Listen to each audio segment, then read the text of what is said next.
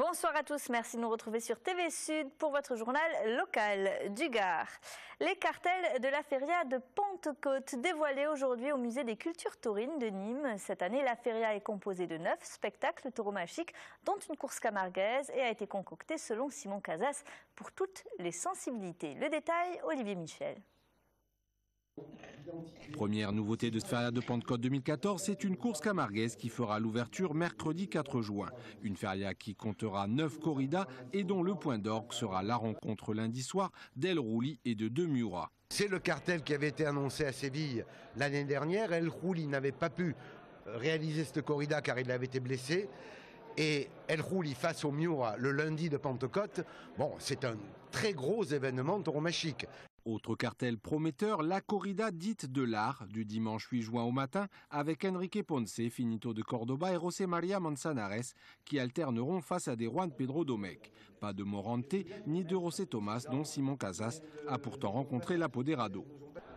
Il va sans doute toréer en 2014, mais il n'a pas encore pris de décision. Il va participer à une corrida de bienfaisance dans une petite arène mexicaine, mais il n'est encore programmé dans aucune grande feria espagnole.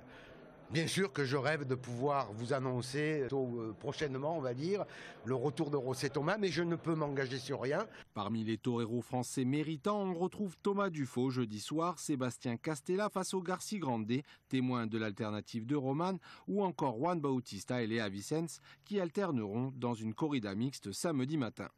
Il faut donner aux vocations françaises la possibilité de s'expérimenter et d'être compétitif avec les plus grands espagnols. Et aujourd'hui, les Français qui sont présents à la feria de Nîmes, ils sont là parce qu'ils sont d'abord toreros. Ce ne sont pas des toreros français, mais des Français toreros. Côté taureau, on retrouvera aussi les fers d'Alcurucén, de Victoriano del Rio, ainsi que ceux de Miura et Fuente Imbro. Sécurité routière à présent et l'appel à la vigilance de la préfecture du Gard. Depuis le début de l'année, 9 personnes sont mortes sur les routes du département. C'est 3 de plus que l'année dernière sur la même période. Alors que leur nombre est en baisse, les accidents sont plus violents. Au mois de mars, 5 personnes ont été tuées dans un accident de la route et 60 blessés contre 2 morts et 53 blessés en mars 2013. Et on termine ce journal avec les premières équestriades présentées fin mai au Théâtre Antique d'Orange. Un spectacle conçu par Alexis Grus et la troupe des Farfadets. Intitulé De Pégase à Icare, il va mêler voltige équestre et acrobaties aériennes. Reportage Olivier Michel. C'est à une rencontre entre deux univers artistiques que nous convient les premières équestriades d'Orange. Le spectacle de Pégase à Icare va mêler voltige aérienne et art équestre dans un des théâtres antiques le mieux conservé au monde, la concrétisation d'un rêve pour le patron du cirque Grus. Comment voulez-vous faire rêver le public si vous ne rêvez pas? Le rêve, c'est pas un truc qui s'achète, c'est un truc qui se mérite. C'est Hemingway qui avait dit ça. Il a dit en parlant du cirque à l'époque, le cirque est le seul endroit au monde où j'ai rêvé les yeux ouverts. Qu'est-ce qu'on a besoin aujourd'hui dans notre monde en turbulence? C'est de rêver un peu les yeux ouverts. La famille Grus va ainsi passer d'un chapiteau de toile au chapiteau en pierre du théâtre antique d'Orange, créé au 1er siècle sous le règne de l'empereur Auguste.